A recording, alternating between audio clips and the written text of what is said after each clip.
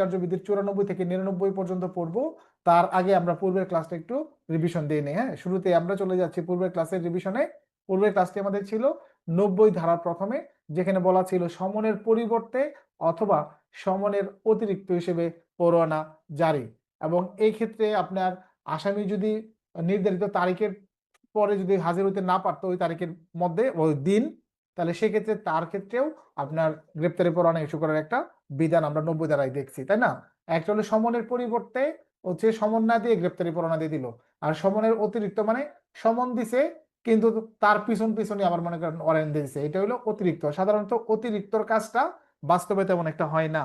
ওইখানে আরো বলা ছিল যে আপনার নির্ধারিত সময়ে যুক্তিসঙ্গত কারণে যদি কেউ হাজির হতে না পারে ওই নির্ধারিত তারিখে, তার বিরুদ্ধেও গ্রেপ্তারি পরোয়ানা আদালত দিবেন। এটা ছিল 90 ধারা। আপনারা আগের ক্লাসটি দেখলে ভিডিও টিউটোরিয়াল দেওয়া থাকে অ্যাপসে, তারপর আপনার ফেসবুক গ্রুপে, দুই জায়গা থেকে আপনারা দেখতে পারেন। ফৌজদারি কার্যবিধির 91 ধারায় ছিল সাক্ষী বা আসামি হাজির থাকবে মর্মে মুচলেকার বিধান, ঠিক আছে, মুচলেকার বিধান।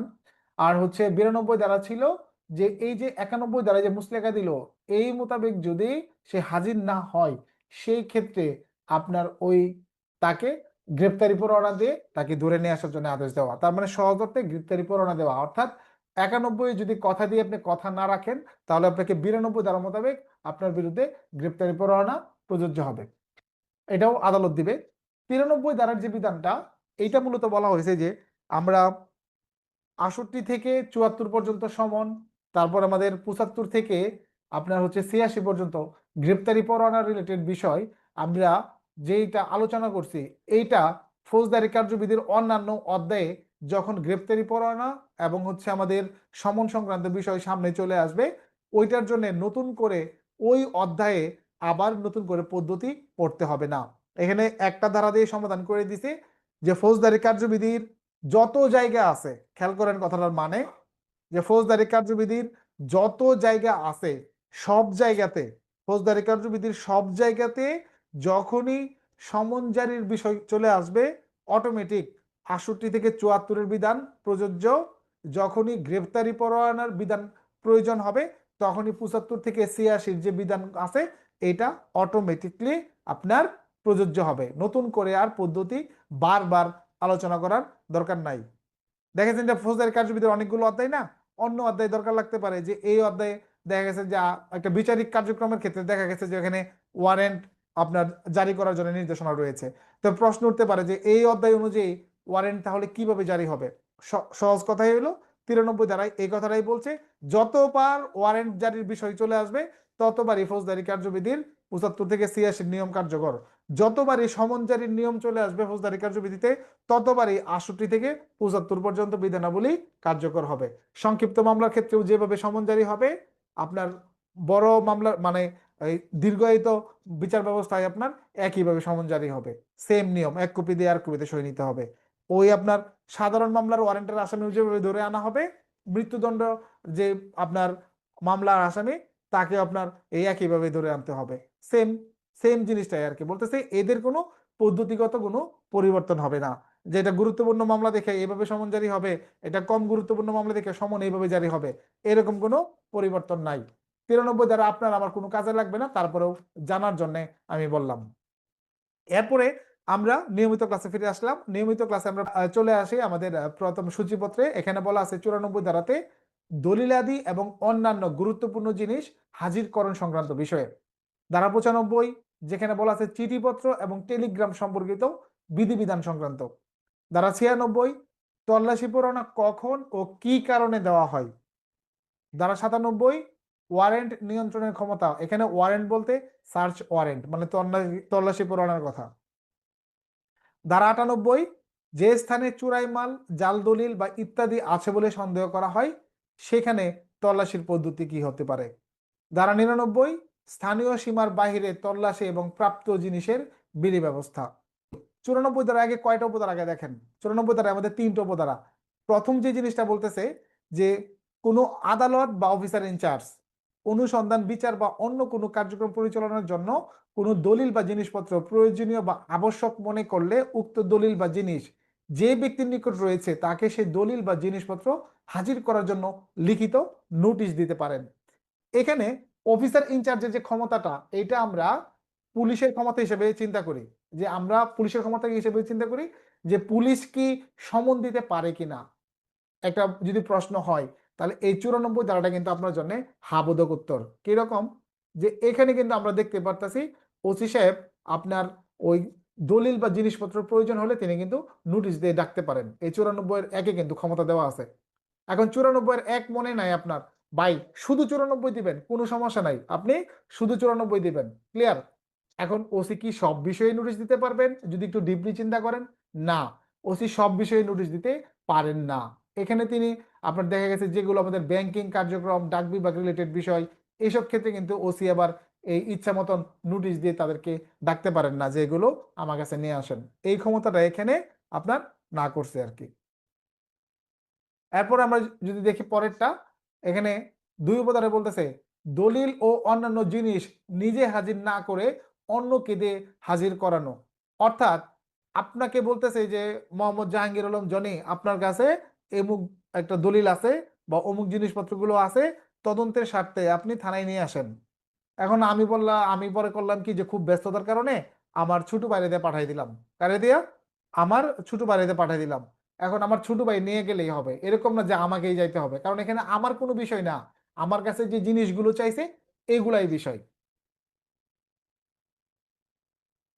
৩ উপধারা এখানে বলতেছে যে 94 ধারার কোনো বিধান সাক্ষ্য আইনের 123-24 ধারার বিধানকে প্রভাবিত করবে না, এবং সেটা ডাক এবং টেলিগ্রাফ বিভাগের যে হেফাজতে রক্ষিত কোনো পত্র, পোস্টকার্ড, টেলিগ্রাম বা দলিল বা কোনো পার্সেল বস্তুর বেলায় তা প্রযোজ্য হবে না।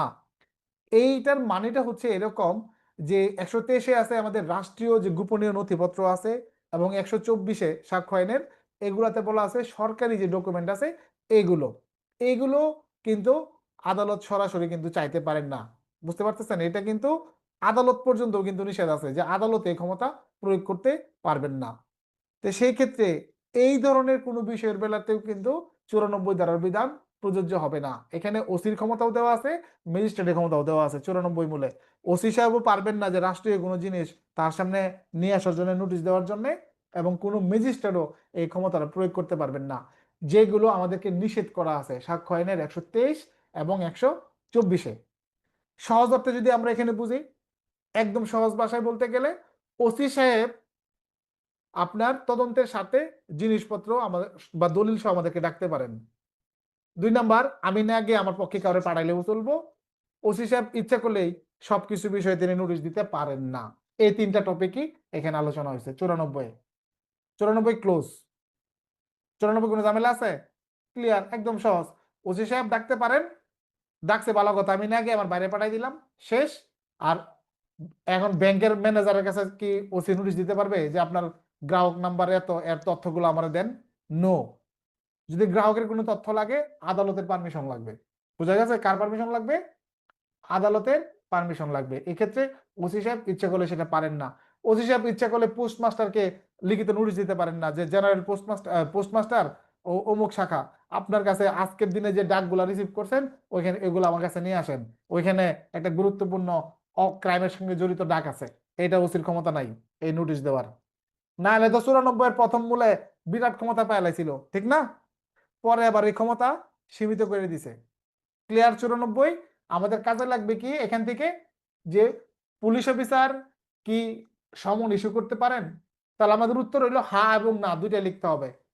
ফৌজদারি কার্যবিধির ৬৮ ধারা মোতাবেক যে সমন, এইটা পুলিশ অফিসার দিতে পারেন না, কিন্তু নিম্নলিখিত ক্ষেত্রে পুলিশ অফিসার নোটিশ দিয়ে ডাকতে পারেন, সেক্ষেত্রে সেটা পরোক্ষভাবে সমনের কাজ করে। এই যে ১ নাম্বার দিলেন, 94 একটা পাইছেন ডাকার ক্ষমতা। এরকম আরো আপনারা সাক্ষ্য আনে পাইবেন, জব্দ তালিকার সময় পাবেন, সুরতাল করার সময় ডাকতে পারবেন, এরকম তদন্তকারী কর্মকর্তা ১৬০ ধারা মোতাবেক ডাকতে পারবেন। বুঝলেন? আপনার অপমৃত্যুর সময় আপনি ১৭৪-এ ডাকতে পারবেন, সরি ১৭৫-এ, কারেকশন। তারপরে আপনার জব্দ তালিকা করার সময় সাক্ষীদের উপস্থিতি তখন ডাকতে পারবেন, আছে না? তখন ডাকতে পারবেন। তাহলে এই যে আপনি ডাকতে পারতেছেন, তাহলে এইগুলো তো আপনার একটা ক্ষমতা। তো এইটা নিয়ে কিন্তু একটা প্রশ্ন হইতে পারে পরীক্ষায়, এটা খেয়াল রাখবেন। বা সৃজনশীল প্রশ্ন হইতে পারে। সৃজনশীল কিন্তু জীবনেও কমন পড়বে না, আমি আবারও বলতেছি। আপনি যেই স্যারের কাছেই পড়েন আর যেখানেই পড়েন আর যত বই পড়েন, বাংলাদেশের সব আইন বই পড়েন, কোনো সমস্যা নাই। যদি কোনো কারণে পরীক্ষার যারা কমিটি তারা যদি ইনস্ট্যান্ট কোনো প্রশ্ন তৈরি করে তাদের মনের মতো করে কোনো বই থেকে মিলবে না। যদি কোনো বই থেকে আপনার দেখা গেছে ধারণা নিয়ে ওইটার আঙ্গিকে করে, সেটা হয়তো আপনার ভাগ্যের বিষয়, আপনার সাথে মিলে গেছে, এটা আপনার কাকতালীয়ভাবে মিলতেও পারে। তো আমরা এরপরের ধারাটা যাই, 95 ধারাটা। এখানে বলা আছে চিঠিপত্র এবং টেলিগ্রাম সম্পর্কিত বিধিবিধান। একটু আগে আমাদেরকে যেখানে না করলো যে আমাদের ক্ষমতা নাই, তাহলে এই ক্ষেত্রে যদি তদন্তের স্বার্থে প্রয়োজন হয় তাহলে আমার লাগবে না জিনিসগুলো, একটু খালি মাথা ঠান্ডা মাথায় কাজে লাগান। যে ওইখানে যে আপনাকে না করলো যেসব বিষয়ে এখন সত্যিকার অর্থে তদন্তের জন্য প্রয়োজন, ব্যাংকিং এর কার্যক্রম বা ডাক বিভাগের জিনিসপত্র তদন্তকারী কর্মকর্তার তদন্তের জন্য প্রয়োজন, তাহলে একটা ব্যবস্থা রাখতে হবে না? রাখতে হবে কিনা, এই যে ব্যবস্থাটা আমরা তো নিজেরাই একটু আগে সম্মতি দিলাম যে আদালতের নির্দেশে পারা যাবে, তাহলে আদালতকে ক্ষমতা দিতে হবে না আইন মোতাবেক? নাকি আদালত যা ইচ্ছা তাই ক্ষমতা প্রয়োগ করতে পারে? একটা সাধারণ ক্ষমতা বলি, এটা তো আদালতের নাই। কিরকম নাই? একটা আমলযোগ্য অপরাধ সংবাদ থানায় যাওয়ার পরে কেন মামলা রুজু করলো, কোনো আদালতের ক্ষমতা নাই ওসিকে জিজ্ঞেস করার যে আপনি আমলযোগ্য অপরাধ সংবাদ যাওয়ার পর কেন মামলা রুজু করলেন। আপনারা জানেন এটা, এই ক্ষমতা যে নাই, এই ক্ষমতা যে নাই আপনারা জানেন যে কখনোই এই ক্ষমতা নাই যে আপনি কেন মামলা রুজু করলেন আর কেন আপনি তদন্ত করলেন। কই বলা আছে জানেন?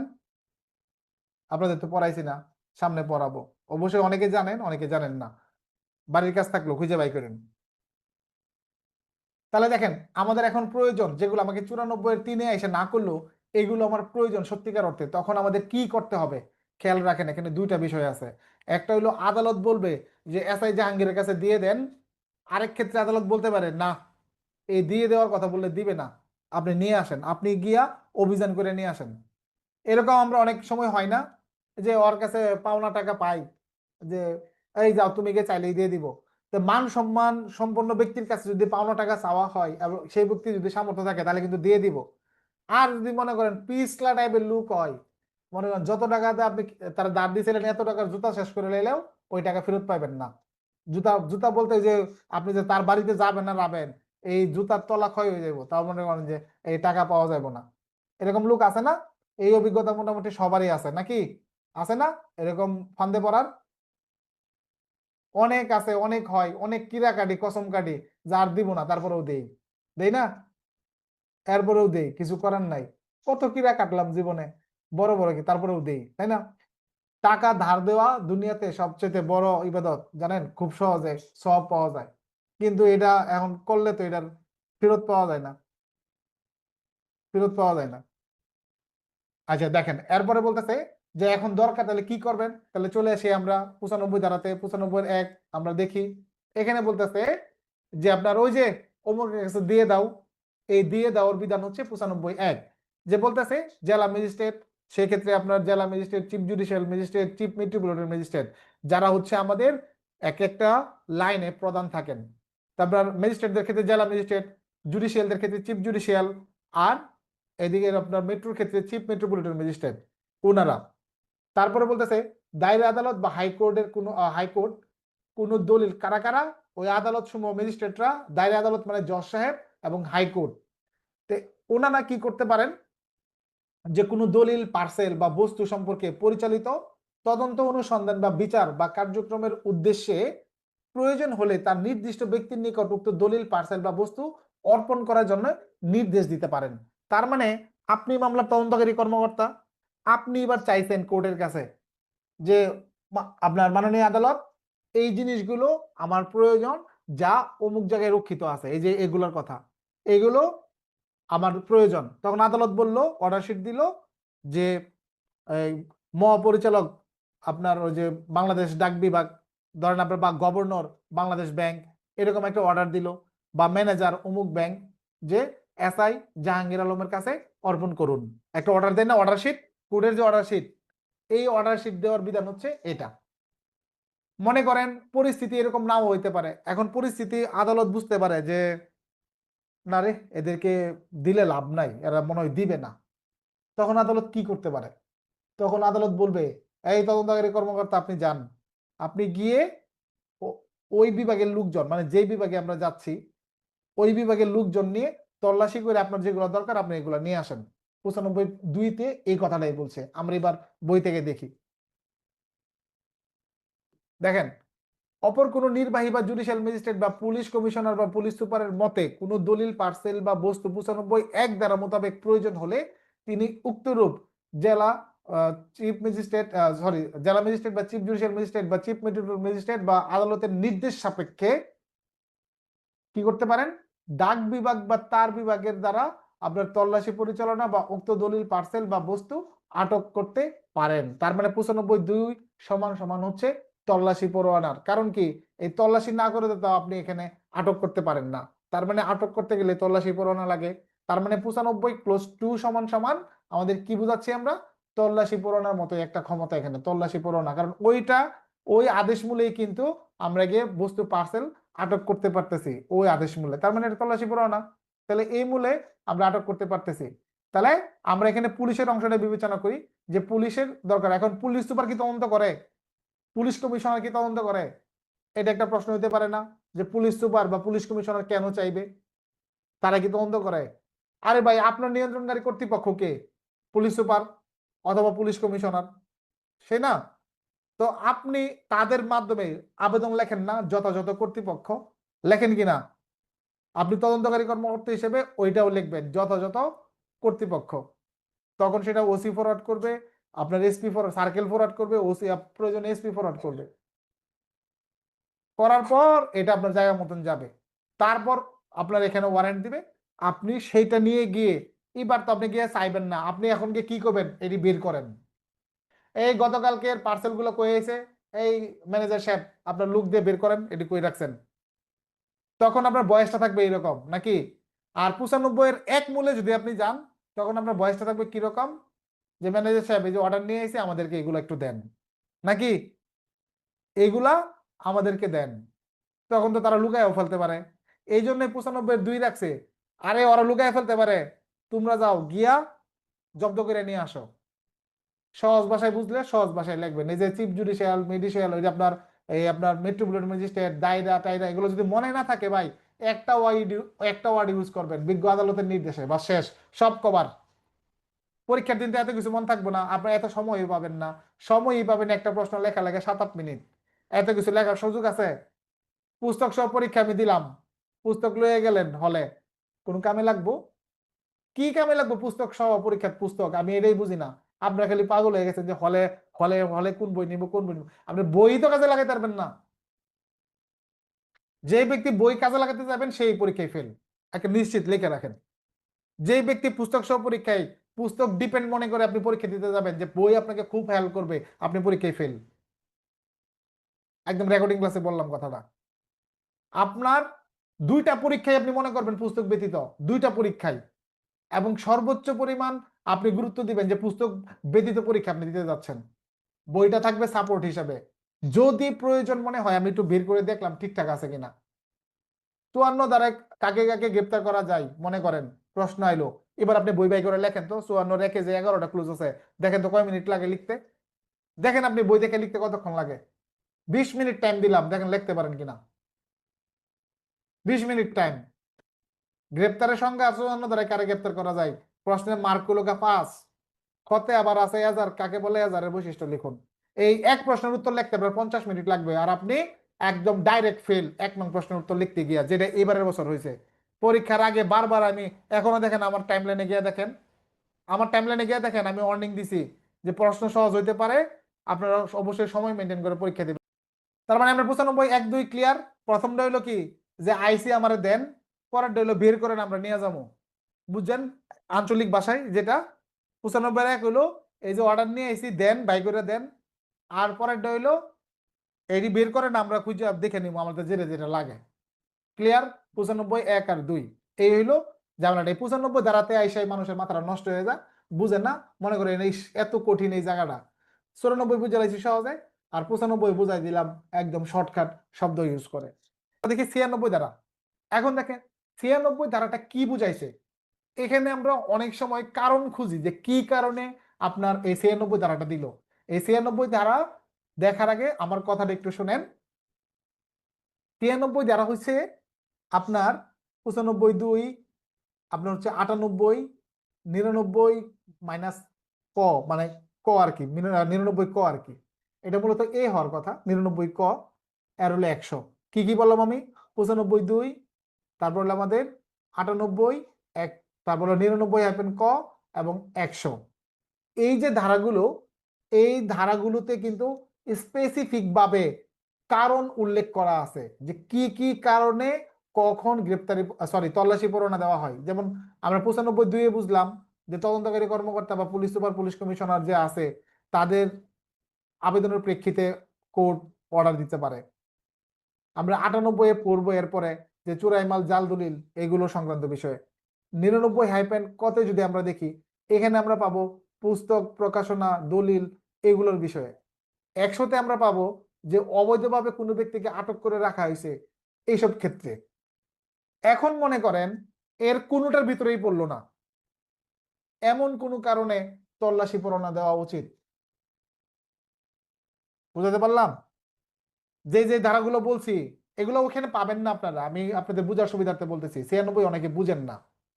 যে যে কারণগুলো এখানে স্পষ্টভাবে উল্লেখ করা আছে যে এই সকল কারণে তল্লাশি পরোয়ানা দেওয়া হয়, ওইগুলোর ভিতর যখন পড়বে না, যখন অন্য কিছুর ভিতর আছে যেটা এখানে ক্লিয়ার করে বলা নাই, তার মানে শূন্য স্থান পূরণ করার জন্য 96 ধারা রাখা হয়েছে যে তল্লাশি পরোয়ানা ইস্যু করা যেতে পারে এইসব কারণে। এবার আপনারা 96 ধারার দিকে লক্ষ্য রাখেন, আমার মোবাইলে দেখেন, আপনাদের বইতে না। দেখেন এখানে বলা আছে যদি কোনো আদালত বিশ্বাস করার কারণ থাকে যে যে ব্যক্তির উপর ফৌজদারি কার্যবিধির 94 ধারা মোতাবেক সমন বা আদেশ দিছিল, ওই যে লোকের বলছিল যে ভাই নিয়ে আসো, ও মনে করেন আনবে না। 95 1 ধারা মোতাবেক রিকুইজিশনে দলিল বা বস্তু দাখিল করবে না, মানে যারা বলা হয়েছিল সে আনবে না। এইরূপ দলিল বা বস্তু কোনো ব্যক্তির দখলে আছে তা আদালতের জানা নাই, আসলে কার কাছে আছে আদালত জানেই না। সাধারণ তল্লাশি দ্বারা ফৌজদারি কার্যবিধি অনুসারে পরিচালিত তদন্ত, বিচার বা অন্য কোনো কার্যক্রমের উদ্দেশ্য সাধিত হবে বলে আদালতে যদি মনে করেন আর কি, এই ক্ষেত্রে তিনি তল্লাশি পরোয়ানা দিতে পারেন। তার মানে 94 ডাকছিলাম, সে আনে নাই। 95 ক্লোজ একে মনে হয়েছিল যে আপনার কাজ হবে না, তার মনে করেন যে আপনার তল্লাশি পরোয়ানা এই মুহূর্তে একটা তল্লাশি করলে, যে কোনো একটা মামলার ঘটনার ক্ষেত্রে তল্লাশি করলে দেখা গেছে যে একটা ভালো বেনিফিট পাওয়া যাবে। সেই ক্ষেত্রে এই ধরনের যে বিষয়গুলো আছে এইগুলোর ক্ষেত্রে মনে করেন যে আদালত তখন বলবে ঠিক আছে যাও, তল্লাশি পরোয়ানা দেওয়া হইলো। তাহলে মনে করেন যে আপনার অনেক সময় আমরা এই ইয়ের জন্য যাই, যে জোর করে কয় যে স্ট্যাম্প নিছে, আমার কাছে জোর করে স্ট্যাম্পে সই নিছে, এই সেই ইত্যাদি ইত্যাদি, এই ধরনের আমরা মামলা করতে দেখি কোর্ট কাছারিতে। মামলা করে না থানায়, কিন্তু অনেক সময় এরকম সার্চ ওয়ারেন্ট নিয়ে কিন্তু বাদী হাজির হয়। কি দ্বারা? দেখবেন 96 দ্বারা ওখানে কিন্তু লেখা থাকে যে স্ট্যাম্প উদ্ধার করে দেওয়ার জন্য, কোর্টে পাঠানোর জন্য। যে জোর করে সই নেয় না, আটকায় টাটকায় জোর করে স্ট্যাম্প নেয় না, স্ট্যাম্পে সই নাই। আবার অনেক সময় বাদী নিজে বাঁচার জন্য যে চেক দিয়ে আইছে, চেক দিয়ে টাকা পয়সা দাঁড়ানছে, আবার উকিলে আবার বুদ্ধি দিতে পারে যে আপনি কি একটা মামলা করেন, একটা সার্চ ওয়ারেন্ট করে নিয়ে আসেন, তখন বুঝাবেন, আপনি ডিফেন্স পাবেন যে আপনি তো এটা এই করছেন, সে আপনার কাছে জোর করে নিছে, যাতে আর ওই পক্ষ কখনো দাবি করতে না পারে যে আমার চেক দিয়ে টাকা নিছে। তার মানে পরবর্তীতে তারা চেক বের করলে বা দলিল বের করলে প্রতীয়মান হবে যে তারা জোর করে নিছিল, এই জন্য আপনি আগে মামলা করে দেন। এরকম বুদ্ধি দেওয়ার লোক আছে না?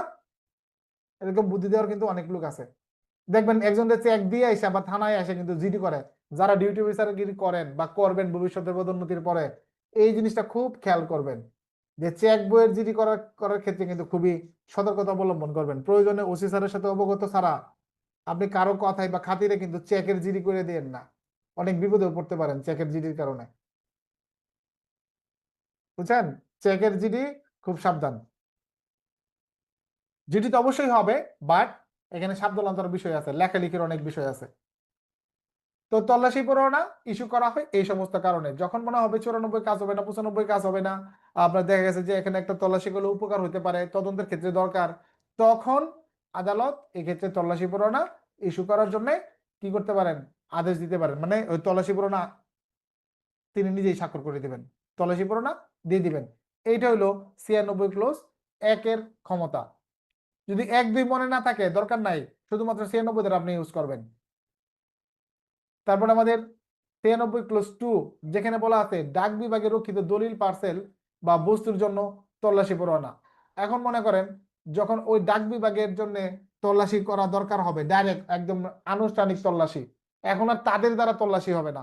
এখন হবে কি, আপনার দেখা গেছে কি যে আপনার এবার আপনারা সক্রিয় ভূমিকা পালন করবেন। তখন বলতেছে এখানে, তখন কিন্তু নর্মাল কোনো ম্যাজিস্ট্রেট এই ধরনের তল্লাশি পরোয়ানা দিবে না। এখানে বলছে যে আপনার জেলা ম্যাজিস্ট্রেট, তারপর আপনার ডাক বিভাগের যে আপনার জেলা magistrate, chief judicial magistrate, metropolitan magistrate ব্যতীত অপর কোনো ম্যাজিস্ট্রেট ডাক বা তার কর্তৃপক্ষের হেফাজতে রক্ষিত দলিল, পার্সেল বা অন্য কোনো বস্তু তল্লাশির জন্য ওয়ারেন্ট মঞ্জুর করার কর্তৃত্ব দিবেন না। তার মানে একমাত্র বিচারিক ক্ষেত্রে যারা যারা ওই লাইনের প্রধান আছেন ইউনিট পর্যায়ে, তারাই কেবল এই সকল ক্ষেত্রে আদেশ দিবেন, অন্য কোনো ম্যাজিস্ট্রেট এই ধরনের আদেশ দিবেন না, কারণ সেন্সিটিভ বিষয়। এই ক্ষেত্রে অন্য কোনো প্রথম শ্রেণীর ম্যাজিস্ট্রেট বা ধরেন আপনার দ্বিতীয় শ্রেণীর কোনো ম্যাজিস্ট্রেট, তৃতীয় শ্রেণীর ম্যাজিস্ট্রেট, তারা যেন আবার এইসব ক্ষেত্রে অর্ডার না দেয়, তারা এই ক্ষমতাটা পাবেন না। ধারা 97, ওয়ারেন্ট নিয়ন্ত্রণের ক্ষমতা। এই ওয়ারেন্ট যখন দিবে তখন আদালত ইচ্ছে করলে আপনাকে লিমিট করে দিতে পারে। লিমিট যদি বলা থাকে এসআই জাহাঙ্গীর আলমের বসতঘর তল্লাশি করবেন, আপনি শুধুমাত্র আমার বসতঘরটাই আপনি কি করতে পারবেন, তল্লাশি করতে পারবেন, যদি লেখা থাকে ওয়ারেন্টে।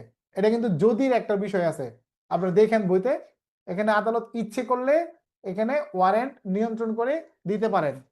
তার মানে এটা যে সব সময় থাকবে জিনিসটা এরকম না। এক্ষেত্রে আদালত আপনার তল্লাশি পরোয়ানা কি করতে পারেন, এক্ষেত্রে আদালত তল্লাশি পরোয়ানা লিমিট করে দিতে পারেন।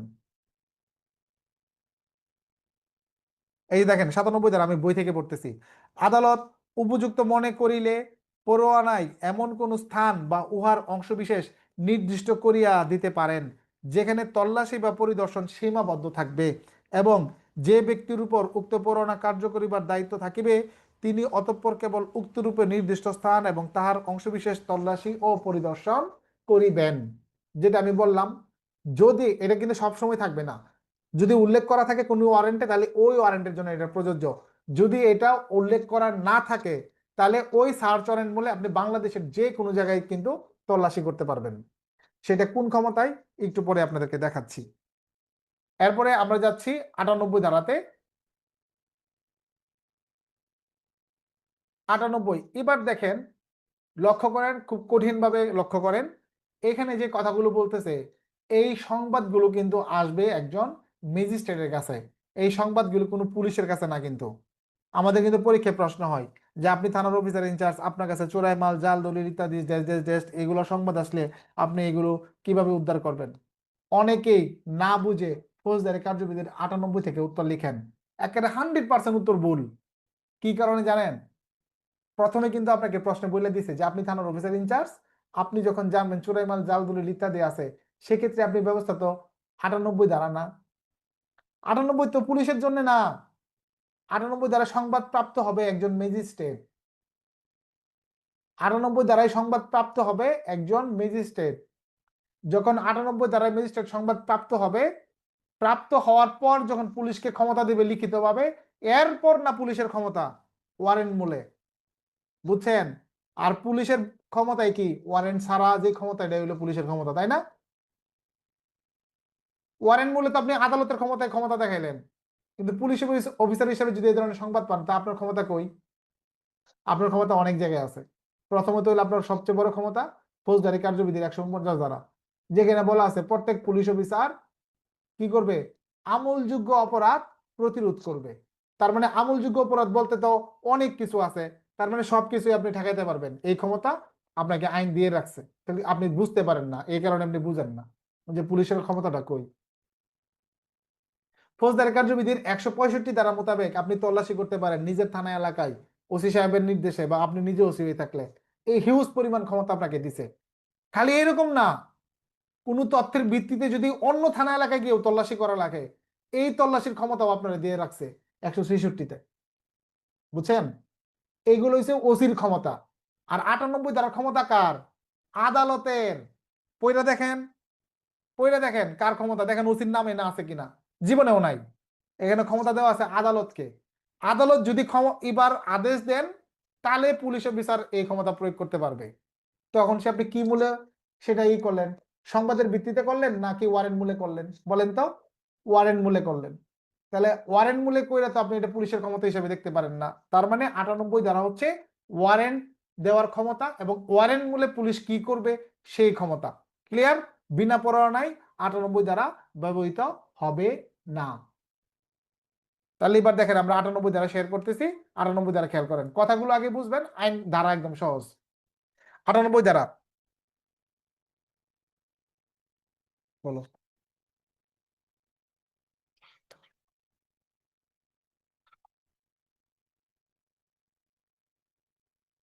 হুম হুম।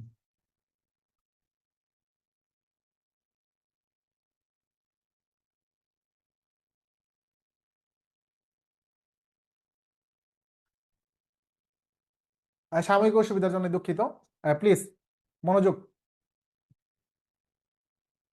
এই যে দেখেন এখানে বলতেছে আপনার চুরাই মাল, জাল দলিল, তারপর হচ্ছে আপনার এইগুলো সংক্রান্তে, জাল দলিল তৈরি যন্ত্রপাতি ইত্যাদি এগুলো সংক্রান্তে যখন জেলা ম্যাজিস্ট্রেট বা ক্ষমতাপ্রাপ্ত কোনো নির্বাহী ম্যাজিস্ট্রেট খবর পান বা প্রাথমিক তদন্ত করার পর যখন বিশ্বাস করেন, তার মানে টোটালটাই পুলিশের আপনার সরি ম্যাজিস্ট্রেটের ক্ষমতা, মানে বিচারকদের ক্ষমতা।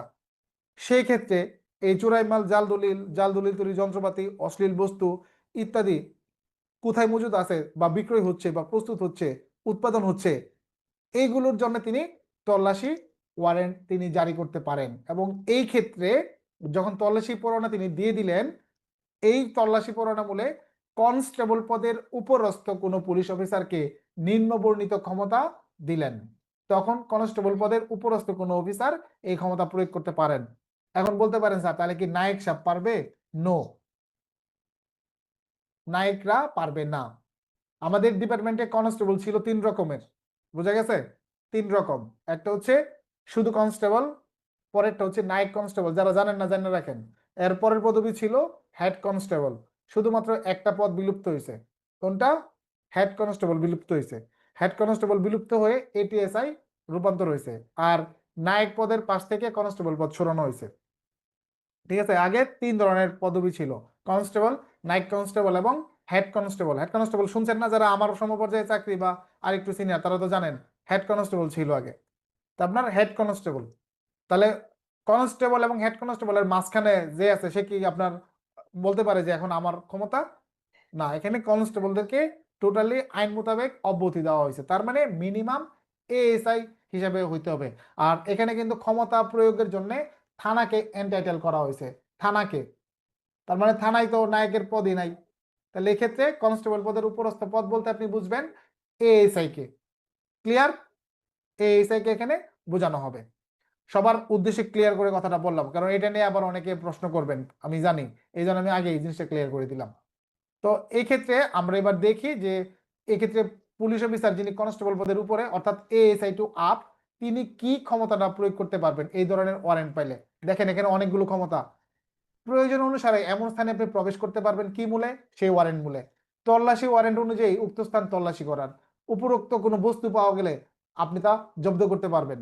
দখলকৃত বা বস্তু আদালতে পাঠানো এবং অপরাধীকে যতক্ষণ পর্যন্ত আদালতে হাজির করা না হয় ততক্ষণ পর্যন্ত ঘটনাস্থল পাহারা দিয়ে রাখার বা উদ্ধারকৃত বস্তু নিরাপদ স্থানে রাখার। ঘটনার সাথে জড়িত ব্যক্তিদের গ্রেপ্তার করে আদালতে প্রেরণ করা। তার মানে এই ধরনের ওয়ারেন্ট বলে যদি আপনি যান, তাহলে আপনি তো শুধুমাত্র খালি মালামাল উদ্ধার করবেন না, চোরাই মাল, জাল দলিল, যন্ত্রপাতি সহ যদি লোক পান তাকে আপনি গ্রেপ্তার করবেন না? তাকেও তো আপনি গ্রেপ্তার করবেন নাকি? না খালি মাল, চোরের কাছ থেকে চোরাই মাল পাইছেন বলবেন ভাই তুই জাগা আমার মাল দিয়ে দেলা নাকি? এই ওয়ারেন্ট বলে গেলে অবশ্যই আপনি মালও নিবেন, চুরেরও ধরবেন। এই মাল আর চুর দুইটারই আপনি কোর্টে হাজির করবেন, তারপর পরবর্তী ব্যবস্থা আদালত নিবে। বুঝতে পারছেন? পরবর্তী ব্যবস্থা আদালত নিবে। তাহলে 98 ধারা আমার ক্লিয়ার, এখানে বুঝলাম। তাহলে কোন পদের অফিসার? কনস্টেবল থেকে উপরের লেভেলের অফিসার। তার মানে এই 98 ধারায় প্রদত্ত ওয়ারেন্ট একজন কনস্টেবলের উপরে এএসআই যে থাকে, এএসআই, এসআই, ইন্সপেক্টর, আল্লাহ যে পর্যন্ত আমাদের র্যাঙ্ক আছে সবাই তখন তামিল করতে পারবে।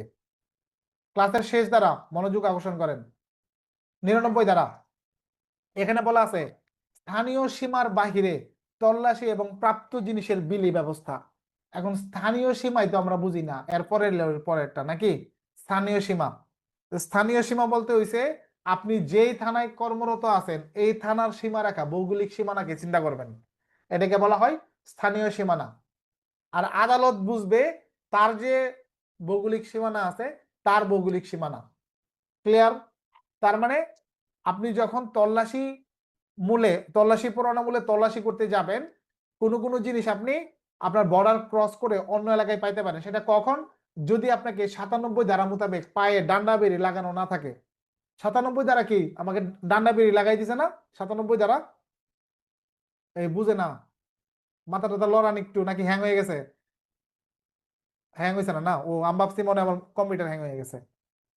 সবাই আপনারা হ্যাং হয়ে গেছেন, হ্যাং হইলেও হবে। আমাদের ট্রেনিং সেন্টারে আতিয়ার স্যার ছিল, বসে বসে উল্টা ঘুরাইতো ব্রেঞ্চের ভিতরে বসে বসে। কেউ ঘুরছেন জীবনে বসে বসে উল্টা ঘুর? হ্যাঁ, এই বসে বসে উল্টা ঘুরাইতো। তো দেখবেন যে একদম ব্রেন স্টেন সব ভাঙিয়ে ফেলতাম আমরা ট্রেনিং রুমে। সব যখন ঘুমাইতেছি তখন স্যার এই কাজ করতো, এই বসে বসে উল্টা ঘুর। আর যেটা বেশি ঘুমাইতো এটা 2 চক্কর দিয়া 2 লিটার পানির সহ রিপোর্ট পরে এই এই পানি খাওয়া লাগতো। তো আপনাদের দশা হয়েছে মাঝে মাঝে আপনার ঘরে বসে বসে আপনার উল্টা ঘুরাইতে হইব। আচ্ছা, এখন হইছে যে এখানে বলতেছে যে আমাদের যে স্থানীয় সীমানার বাইরে যদি আমরা গিয়ে কোনো কিছু পাই তখন কি হবে? তখন কি হবে? আমরা তো আসামিটা দেখছিলাম নাকি, কয় মাইল? 20 মাইল দেখছিলাম না আসামি গ্রেপ্তারের 20 মাইল। যে 20 মাইলের পরে গিয়ে যদি ধরি অন্য এলাকা হইলেও আমার এলাকায় নিয়ে আসতে পারবো। আর 20 মাইলের পরে গিয়ে ধরলে অন্য এলাকা হইলেও ওই এলাকায় রেখে আইতে হইব নাকি, ওই এলাকায় রেখে আসতে হবে। কিন্তু এখানে বলতেছে যে আপনার 99 ধারাতে আমরা একটু শেয়ার করি। এখানে বলতেছে যে আদালত হতে ওয়ারেন্ট ইস্যু করা হয়েছে সেই আদালতের স্থানীয় সীমার বাইরে কোন স্থানে তল্লাশি করতে গিয়ে কোনো বস্তু উদ্ধার হলে জব্দ তালিকা সহ উক্ত আদালতে তা প্রেরণ করতে হবে। তার মানে যে আদালত থেকে ওয়ারেন্ট দেওয়া হয়েছিল সেই আদালতেই আপনার এটা হাজির করা লাগবে। এখন এই ক্ষেত্রে যদি আপনি দূরবর্তী কোর্টে গিয়ে যদি কোর্ট এলাকায় গিয়ে যদি উদ্ধার করেন সেক্ষেত্রে আরো বিস্তারিত আমাদের বইতে আছে, আমি এখানে বেশি সংক্ষিপ্ত করে ফেলছি। এখানে বলা আছে 99 ধারা, আমি বইয়ের সহায়তা নিচ্ছি। যখন পরোয়ানা দানকারী আদালতের অধিক্ষেত্র স্থানীয় সীমার বাহিরে কোনো স্থানে তল্লাশি পরোয়ানা কার্যকর করতে গিয়ে সেই সমস্ত মালামালের জন্য তল্লাশি করা হয়েছে যা কোনোটি পাওয়া যায়, অতঃপর সন্নিবেশিত বিধানুসারে প্রণীত উহার তালিকা সহ সেই মালামাল অবিলম্বে পরোয়ানা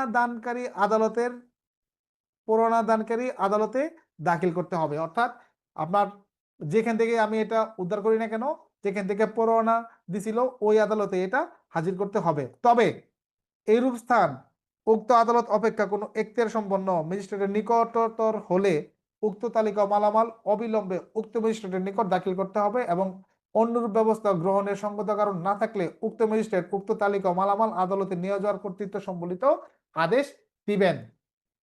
কুরবানির দিনে আপনি দেখবেন এই যে ঘরে যারা রেখে দিচ্ছেন না চাপাতি রামদা বলে কয় কি চাপাতি ছুরি, পরে আপনার এই যে কুরবানি কয় যেগুলা, এগুলো এখন বের করে দেখেন তো কি অবস্থায় আছে।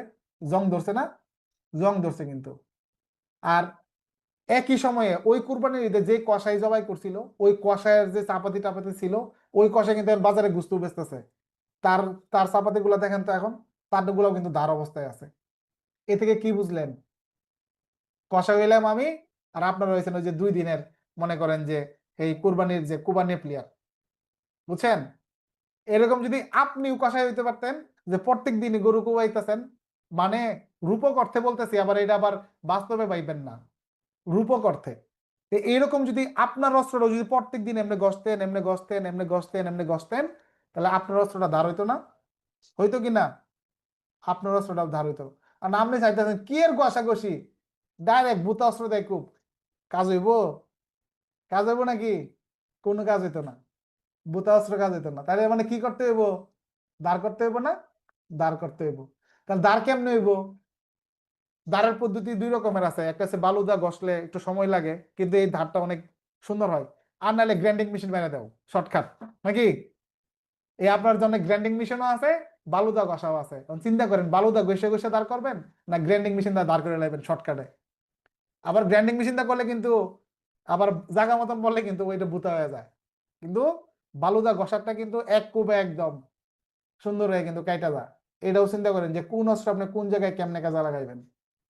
অতএব প্র্যাকটিস করেন প্রচুর পরিমাণ, ওই যে বালুদা ঘষাঘষি করেন, তাহলে আপনার ব্রেনটা একদম শার্প হবে। এখানে বুঝাইছে যে আপনি গিয়ে যদি খুব এমন জায়গায় গিয়ে উদ্ধার করলেন, যে উদ্ধার করার কারণে এমন একটা স্থানে উদ্ধার করলেন, আপনাকে যে আদালত থেকে পরোয়ানাটা দিছিল ওই আদালতের চাইতে যে এলাকায় গিয়ে উদ্ধার করছেন ওই আদালতটা কাছে। বুঝতে পারছেন? মানে আপনি আমার এলাকায় এসে উদ্ধার করছেন, এখন ঠিক যে জায়গায় আপনি দাঁড়ায় রয়েছেন উদ্ধার করছেন ওইখান থেকে আপনার কোর্ট দূরে, আমার কোর্ট কাছে। তাহলে এবার বলতেছে আপনি জাহাঙ্গীর আলমের কোর্টে নিয়ে যান, ওকে নিয়ে গেলাম, আপনি কিন্তু আইসা পড়বেন না। আগে তো 85 ধারায় আমরা আসামি রেখে চলে আইতাম, 86-তে তারা পাঠাই দিত নাকি, এরকম ছিল না? এরকম ছিল। এখন বলছে আপনি নিয়ে যান এবং আপনাকে অর্ডার দিয়ে দিবে। এখানে বলে দিছে যে ওই কোর্ট যদি মনে করে যে এটা তারা রাইখা দিবে, যদি ওইরকম না দেখে, ওইরকম কোনো কারণ না দেখে যেটা আমি নেওয়ার মতো সুযোগ সুবিধা নাই, তাহলে আপনার তারা রেখা দিবে। আর যদি দেখে যে না, যে উদ্ধার করে নিয়ে এসে ওরাই নিয়ে যেতে পারবে, সেক্ষেত্রে আমাকেই বলবে ঠিক আছে উদ্ধারকারী কর্মকর্তা সংশ্লিষ্ট কোর্টের উদ্দেশ্যে নিয়ে যান, এই কথা লিখে একটা অর্ডার দিয়ে দিবে। বুঝছেন বিষয়টা? জায়গায় সমাধান। তারা যদি মনে করে আপনি বড় জিনিস উদ্ধার করছেন, তাহলে এটা আপনি তো নিয়ে যেতে পারবেন না, সমস্যা, সিকিউরিটির প্রবলেম। তখন বলবো ঠিক আছে আপনি রেখা যান, আপনি চলে যান, আপনার কোর্টে আমরা পৌঁছানোর ব্যবস্থা করব সরকারিভাবে, নাকি? আরেকটা যে তাহলে আপনি কি উদ্ধার করছেন, এই যে স্যার এই যে একটা নিষিদ্ধ বই উদ্ধার করছি, বা মনে করেন এরকম আর কি বোঝানো যে কোনো কিছু। তা মনে করেন যে ঠিক আছে এটা তো আপনি সাথে করে নিয়ে যেতে পারবেন, সাথে ফোর্স আছে, এই আছে নাকি, গাড়ি আছে না সাথে? জি স্যার গাড়ি আছে। যে ঠিক আছে, সংশ্লিষ্ট উদ্ধারকারী অফিসার আপনি উদ্ধারকৃত মালামাল নিজ কোর্টে জমা দানের উদ্দেশ্যে নিয়ে যান, বাস একটা অর্ডার দিয়ে দিল। এই দুইটা নিয়ম এই 99 ধারায় বলছে। এক, আপনি উদ্ধার করছেন নিয়ে যান, অথবা উদ্ধার করছেন রাইখা যান, আমরা পাঠাবো। ক্লিয়ার? বুঝলে আইন সহজ, না বুঝলে আইন কঠিন। স্যার এই যে 98 ধারা যে বলছে স্যার, জেলা ম্যাজিস্ট্রেট বা ক্ষমতাপ্রাপ্ত নির্বাহী ম্যাজিস্ট্রেট, নির্বাহী ম্যাজিস্ট্রেট কারা স্যার?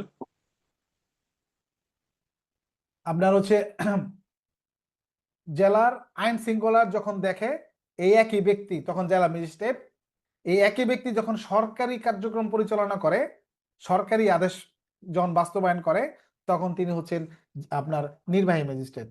বুঝতে পারছেন? ওই একই ব্যক্তি। জেলায় স্যার এটা? হ্যাঁ, এই যে আপনার যারা ওই যে ডিসি সাহেব যাই আছেন, জেলা প্রশাসক, হ্যাঁ। এই জেলা প্রশাসক যখন সরকারি কার্যক্রম, সরকারি যে অর্ডার গুলো পালন করেন, তখন তিনি নির্বাহী ক্ষমতা প্রয়োগ করেন, তখন তিনি নির্বাহী ম্যাজিস্ট্রেট। আবার একই ব্যক্তি তিনি যখন আপনার জেলার আইন শৃঙ্খলা বিষয়ক কাজ করেন, তখন তিনি জেলা ম্যাজিস্ট্রেট। এটা আইন মোতাবেক তার ক্ষমতা দেওয়া আছে একই ব্যক্তি। ওই একই ব্যক্তি যখন আপনার কাছ থেকে রাজস্ব আদায় করে, ওই একই ব্যক্তি তখন জেলা কালেক্টর।